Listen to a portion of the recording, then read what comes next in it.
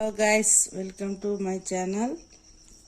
పొద్దున్నే నేను ఇడ్లీ చేద్దామని ఇడ్లీ రెడీ చేసి పెట్టుకున్నాను. రాత్రే ఇడ్లీ పిండి రుబ్బి పెట్టుకున్నాను.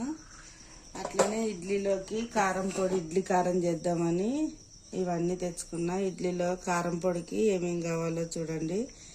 ధనియాలు, నువ్వులు, ఆవాలు, పొట్టు మినపప్పు, మళ్ళీ శనగపప్పు, చింతపండు, జీలకర్ర, కొన్ని మెంతులు, వెల్లిపాయ, కరివేపాకు, ఎండుమిరపకాయలు ఇవన్నీ వేయించుకోవాలి. సపరేట్గానే వేయించుకుంటున్నాను, లేదా కలిపి కూడా వేయించుకోవచ్చు.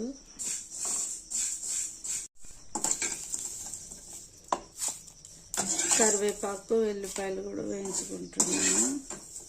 అన్నీ నూనె లేకుండానే వేయించుకోవాలి. ఎందుకంటే నూనె వేసుకుంటే మనకు 1 month వరకే నిల్వ ఉంటుంది. అదే పొడిగా వేయించుకుంటే మనకు 6 months వరకైనా పొడి అనేది వాసన లేకుండా, బూజు రాకుండా ఉంటుంది. మొత్తము బ్రౌన్ షేప్ వచ్చేంత వరకు వేయించుకున్నాను. అలాగే ఎండుమిరపకాయలు వేయించుకుంటున్నాను. ఒక 20 దాకా, ఒక 20-25 దాకా. కారం ఇంకా ఎక్కువ తినాలనుకునే వాళ్ళు కొద్ది కారం ఎక్కువ కూడా వేసుకోవచ్చు. చూడండి, జార్లోకి వేసుకున్నాను. బరకగా మిక్సీకి పట్టుకోవాలి.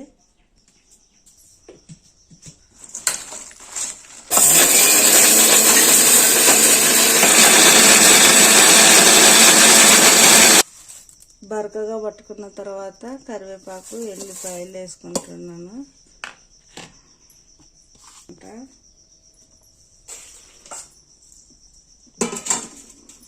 రుచికి సరిపడా సాల్ట్ వేసుకుంటున్నా చూడండి. ఇప్పుడు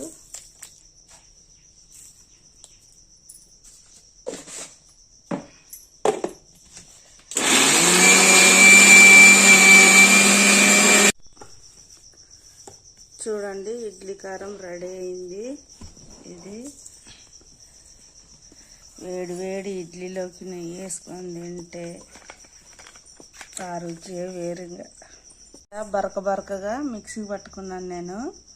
ఇలానే ఇడ్లీ వేడి ఇడ్లీలోకి ఇది కానీ వేసుకొని తింటే, నెయ్యి వేసుకొని, చాలా అంటే చాలా టేస్ట్గా ఉంటుంది. చిన్నపిల్లలకు కూడా చాలా ఇష్టపడతారు. మీకు కనుక ఈ ఛానల్ నచ్చినట్టయితే లైక్ చేయండి, షేర్ చేయండి, కామెంట్ పెట్టండి. అలాగే ఇది పూర్తిగా చల్లారాలి. చల్లారిన తర్వాతనే డబ్బులో పెట్టుకోండి. వేడిగా డబ్బులో పెట్టుకున్నామంటే బూజు వచ్చేస్తుంది. Okay, bye.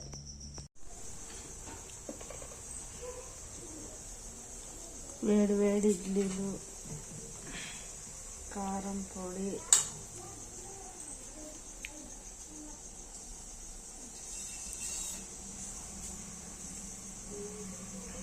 నెయ్యి చూడండి, చాలా అంటే చాలా టేస్టీగా ఉంటుంది.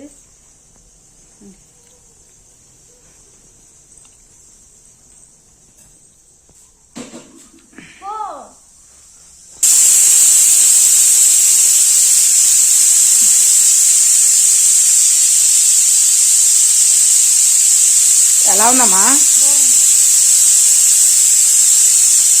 కరెక్ట్ చూసి చెప్పు.